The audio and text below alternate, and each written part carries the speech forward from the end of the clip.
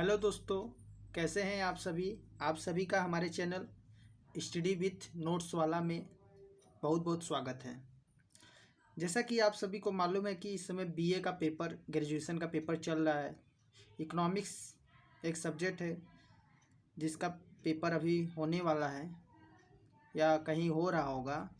तो उसमें इकोनॉमिक्स एक टॉपिक है जो पूछता है डिटर्मिनेंट्स ऑफ इकोनॉमिक डेवलपमेंट। अगर हम बात करें आर्थिक विकास के निर्धारक, इसे हिंदी में बोलते हैं। यहाँ पर आपको मैं नोट्स के बनाया हूँ। यहाँ पर आपको हिंदी एंड इंग्लिश दोनों आपको प्रोवाइड कराएंगे, क्योंकि हमारा ये नोट्स बनाने का मेन मकसद यही था कि आप सभी, जैसे शॉर्ट में आंसर आता है, शॉर्ट लिखने का आता है, लॉन्ग में लिखने का आता है। तो शॉर्ट में लिखने का जैसे 10 नंबर का आता है, कहीं कहीं 5 नंबर का भी आता है, और लॉन्ग में लिखने का कहीं कहीं 20 आता है, कहीं कहीं 25 आता है। तो आप ये वीडियो जब पढ़ेंगे या देखेंगे तो आप आराम से अपने पेपर में आराम से और आसानी से लिख सकते हैं। कैसे, आइए हम देखते हैं कैसे आप सभी लिख सकते हैं। तो डिटर्मिनेंट्स ऑफ इकोनॉमिक डेवलपमेंट, आर्थिक विकास के निर्धारक, हिंदी में इसे बोलते हैं आर्थिक विकास के निर्धारक। यानी क्या क्या निर्धारक है, यानी क्या क्या आर्थिक विकास के निर्धारक हैं जिससे हम सभी विकास कर सकते हैं। तो आइए हम पढ़ते हैं। Economics determinants development can be in many ways. कई तरह से आर्थिक विकास निर्धारक हो सकते हैं। मतलब कई इसका प्रकार है जिससे आर्थिक विकास निर्धारक हो सकता है। तो वन बाय वन हम लोग आसानी से पढ़ेंगे।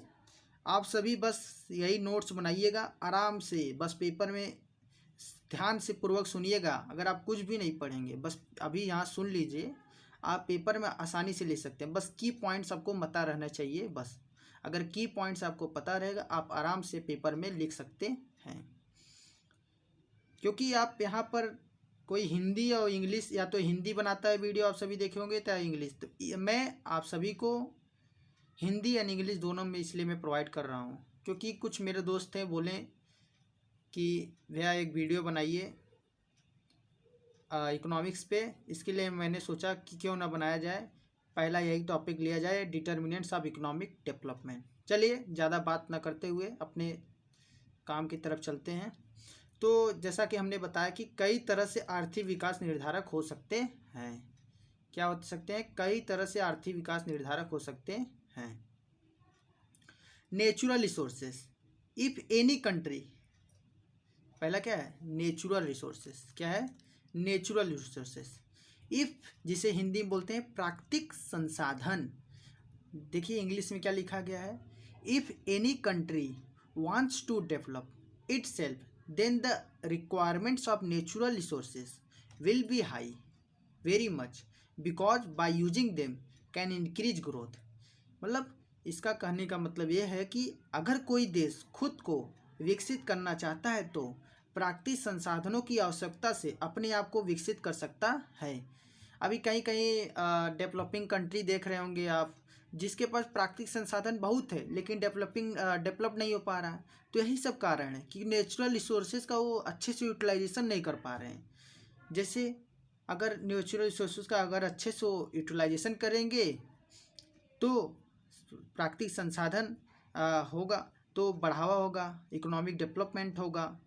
तो इसी तरह बोला गया, अगर कोई देश खुद को विकसित करना चाहता है तो प्राकृतिक संसाधनों की आवश्यकता से अपने आप को विकसित कर सकता है। जैसे एग्जाम्पल हम बात करते हैं, ऑयल हो गया, कोल हो गया, नेचुरल गैस हो गया, मेटल्स हो गया, स्टोन हो गया एंड सैंड हो गया। तो अगर हम प्राकृतिक संसाधन का सही से यूज करेंगे, अगर हम प्राकृतिक संसाधन का सही से यूटिलाइजेशन करेंगे तो इकोनॉमिक डेवलपमेंट होगा। दूसरा क्या है?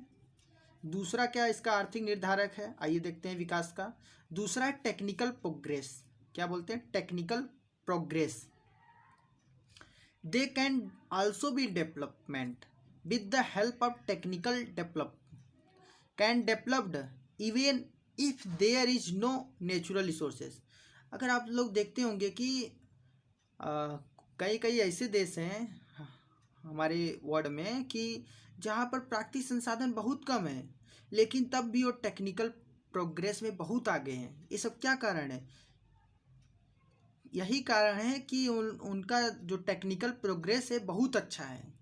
अपने भारत के वजह से, अपने भारत का क्या टेक्निकल प्रोग्रेस अभी थोड़ा कम है, लेकिन जो अदर कंट्री है, कुछ छोड़ कर कंट्री को, जैसे जापान है, जापान के क्या वहाँ रिसोर्सेज बहुत कम है, लेकिन टेक्निकल प्रोग्रेस में आप सभी देखेंगे तो जापान बहुत आगे है। तो यही सब कारण है। अगर टेक्निकल प्रोग्रेस हमारा सही रहेगा तब भी हमारा इकोनॉमिक डेवलपमेंट होगा।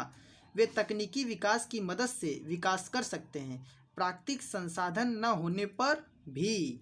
यही बात किया गया, वे तकनीकी विकास की मदद से विकास कर सकते हैं, प्राकृतिक संसाधन न होने पर भी।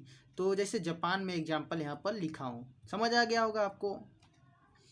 अब तीसरा हम बात करते हैं, क्या आर्थिक निर्धारक है जिससे डेवलपमेंट हो सकता है, हमारे इकोनॉमिक डेवलपमेंट, क्योंकि हम टॉपिक तो हमारा यही है ना, डिटर्मिनेंट्स ऑफ इकोनॉमिक डेवलपमेंट, तो हम उसी के बात करेंगे। तो तीसरा क्या है डिटर्मिनेंट्स? तीसरा डिटर्मिनेंट्स अगर हम आप देखना चाहेंगे तो तीसरा डिटर्मिनेंट्स आपका क्या है?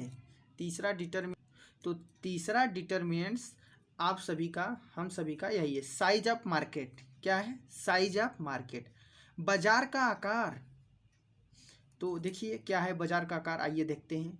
The bigger the market, the bigger the production. If any employees work in the market, then their income will increase। देखिए बाजार जितना बड़ा होगा उतना बड़ा उत्पादन होगा। अगर बाजार में कई कर्मचारी काम करते हैं तो उनकी आय में वृद्धि होगी।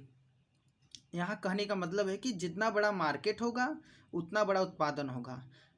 भाई मार्केट होगा, उत्पादन भी होगा, तो कर्मचारी का भी ज़रूरत पड़ेगी, कर्मचारी काम करेंगे। जब कर्मचारी काम करेंगे तो उनकी आय भी बढ़ेगी। क्या बढ़ेगी?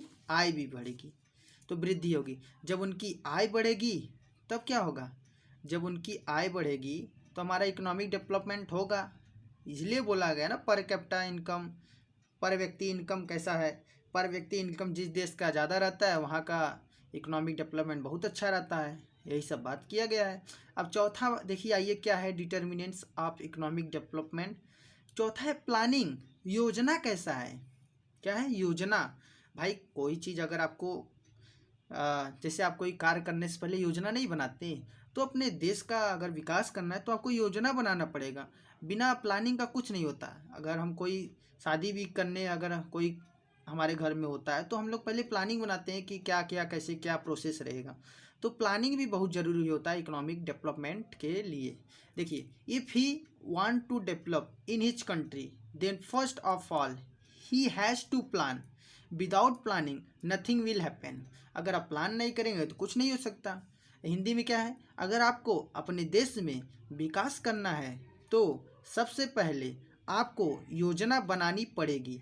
बिना योजना के कुछ नहीं होगा। इसलिए सरकार हमेशा योजना बनाती रहती है विकास के लिए।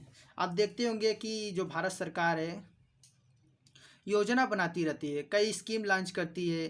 तो किसके लिए स्कीम लॉन्च करती है? तो अपने इकोनॉमिक डेवलपमेंट के लिए कोई कई नई नई योजना बनाती रहती है कि इकोनॉमिक डेवलपमेंट हो। तो बिना प्लानिंग का कुछ नहीं होता। इसीलिए प्लानिंग भी बहुत ज़रूरी है। किसके लिए? डिटर्मिनेंट्स ऑफ इकोनॉमिक डेवलपमेंट के लिए, आर्थिक विकास निर्धारक के लिए। इसलिए प्लानिंग बहुत ज़रूरी है। देखिए अभी हम 4 आपको बता चुके हैं। क्या क्या बताए हैं? नेचुरल रिसोर्सेज बता दिए हैं, टेक्निकल प्रोग्रेस बता दिए, साइज ऑफ मार्केट बता दिए।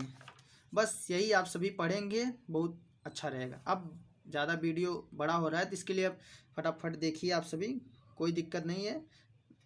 मुझे आशा है कि आप सभी को समझ आ रहा होगा, क्योंकि इतने इजी वे मैं नोट्स बनाया हूँ कि हिंदी इंग्लिश दोनों है, आपको समझ आएगा। देखिए ऑक्यूपेशनल स्ट्रक्चर, अरे व्यावसायिक संरचना सही रहना चाहिए। अगर आपको देश में विकास करना है तो ऑक्यूपेशनल स्ट्रक्चर सही रहना चाहिए ना। If any country was to develop in his country, then it has to make good their occupational structure.